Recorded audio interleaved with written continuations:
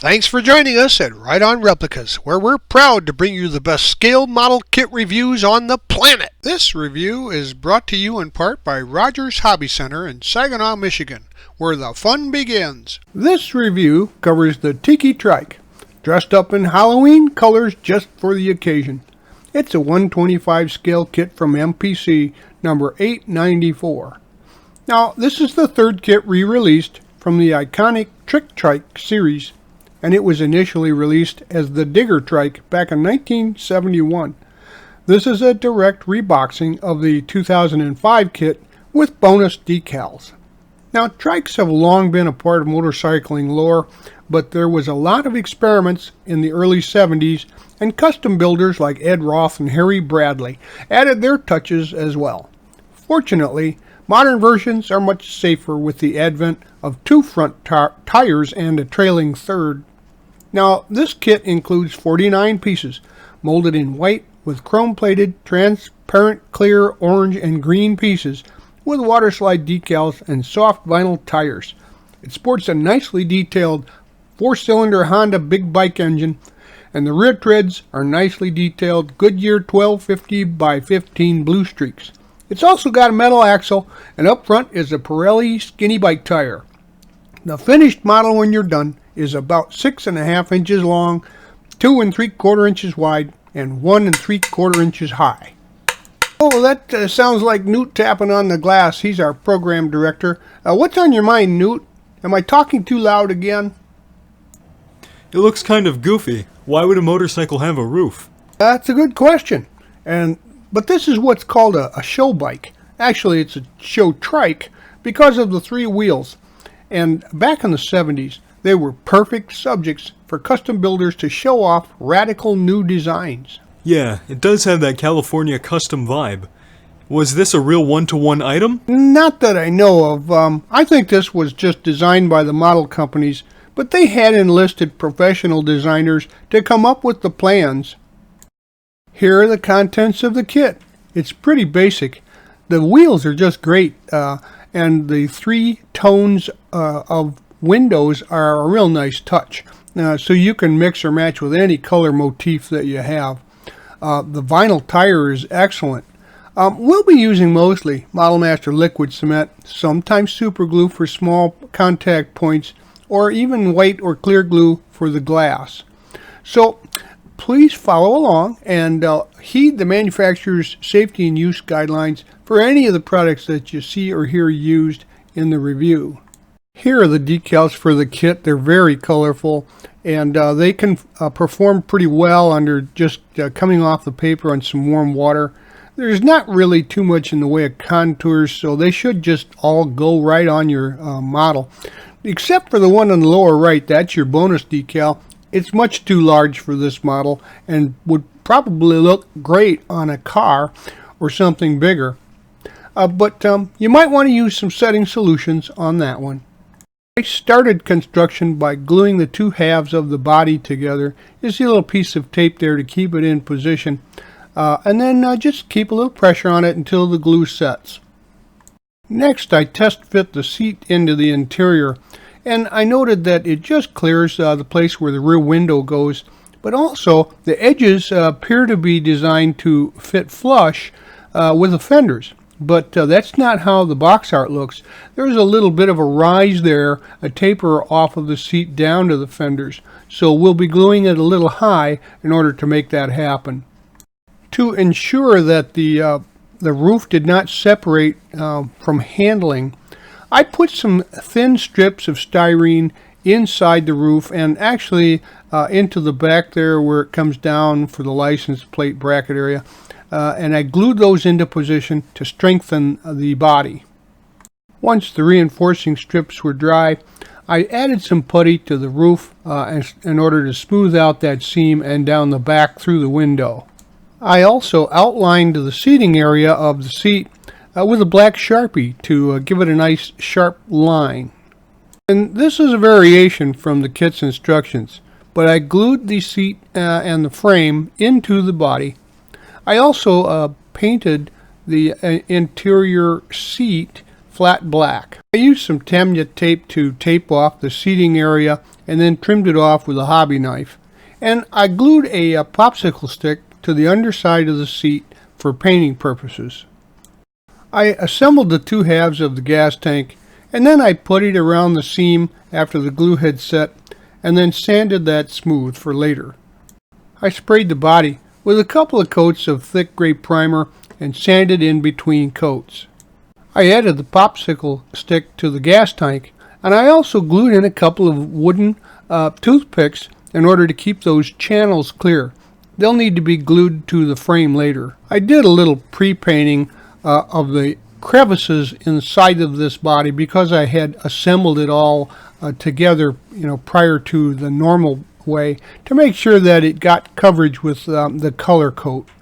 I sprayed the body with several light coats of Tamiya TS31 bright orange, as well as the gas tank, and once that had dried, I prepared the decals for application.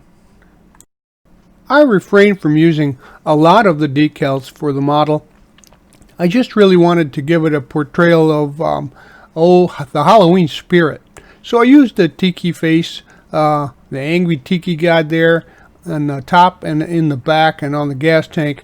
And then there's kind of a, I don't know how to say, kind of a cryptic word in the black lettering there on the fenders that actually says Tiki Trike if you read between the lines. Now the decals came off and went into position perfectly. I had just smoothed them out, cleaned them off, and they were just exactly right. After the paint had dried, I removed the toothpicks that were just glued in with a little white glue for a nice clean surface to glue that to the frame. This is a very nicely detailed Honda 4 engine for the scale 125. It goes together pretty easily, but some of the glue points on the bars, etc., are very small, so we use super glue for construction. I blacked out most of the fins on the cooling areas and also the intakes there in the back, and put it together and let her dry, as you can see, and it comes out to be a pretty nice representation. As a reminder, even though there's some pretty small glue points here, you still need to take the chrome off wherever you're going to glue the parts together. And on this handlebar rest here, I've seen a Maltese cross that's embossed on the top plate, so I scraped the chrome off of that too, and then painted the cross black. After the decals had dried overnight, I removed the tape from the seating area. As I'd mentioned before, I wanted a Halloween vibe for my Tiki Trike, so even though their windows came in 3 different shades, I decided I needed a different one. So I used some thin black paint to give it a black tint for the windows that I used. I used some tweezers and some micro scale crystal clear to glue the window into the back there. Scrape the plating off the contact points and glue the 2-piece forks together. I also used some black paint to paint the springs, and then I just rubbed off the highlights so that the coils still remained chrome colored. Now assemble all the pieces for putting the frame together, and the engine will be a centerpiece there. I used some super glue to put the engine and mounts into the right side of the frame half, into those small little locating holes, and then I used some accelerant to keep it in place. Place the drive and chain sprocket into the back there, and then I taped it together and used again some super glue and accelerant to glue the thing into position. Scrape the plating off of the area where the handlebars are glued to the bottom of the fork plate there, underside of the Maltese cross, and paint the handle grips black. And now we have the main sections of the frame and the handlebars and the forks together, so let those set overnight to dry thoroughly, and then you can remove the tape from the top portion there where it goes around the fork. There's a small tank that gets assembled and added to the underside of the fuel tank, and it's chrome, but it's split longitudinally, so I simply glued the halves together, smoothed it out, and then added some putty, and then got that finished and painted it gloss black. Where the frame was taped together, you can glue that portion around the center of the fork mount there so that it either just touches the edges of the frame, or you can just glue it all together as one piece like I did. But you can also see that the fuel tank, gas cap, and the side cover for the transmission are staged and ready to go. Once the glue is dried on your forks and frame combination, you can test fit it into the body to see where it all fits together. And you can see here the fuel tank goes just properly into place on the fenders or on top of the frame, and if you size it up with, of course, the body, you'll know exactly where to set it. So we mock that together for continued construction. Scrape off the glue and add the side cover to the transmission. It fits right in there just fine. And now we can join the body to the frame. And note the white areas there in the channels. Those fit right onto the frame, right behind the fuel tank. And the axle fits through the holes in the sidewalls there of the wheel wells. So you can locate those into position. I used some super glue here to make sure that it stayed together well, and I glued those parts all together and put a little clamp on it to keep it in position. The tires in this kit are a real surprise. They actually measured a little wider than 12.5 for me, but I scuffed up the tread a little bit so that they looked more realistic. I painted the wheel backs for the rear wheels black. You see the one in the middle on top. And then the rest of the tires can be scraped off at their contact points and assembled. I used a little of this BSI product to cement the front tire into position. It's black and it works real nice. It's made for RC cars, but it works nice here too. I also offset the spokes so it looked more like a bike tire. I used some liquid cement to glue the inner and outer halves on each side of the big tires, and then add the metal axle to one side, push it through, and then add the other wheel to the other side. Carefully pull the front fork area axles apart up front there, and then slip the wheel into position, and then you can either glue that into position or just glue the axle halves together at the middle to keep it for rotating if you wish. Here's construction at this point, and not only do you have a rolling chassis, but it's coming together very nicely, and we're almost complete. Next, we'll add the exhaust to the bottom of the model. I added a little bit of realism by drilling out the ends of the exhaust pipes, and then I'll paint those black on the inside, and then complete the chrome trim around the edges there with a chrome pen.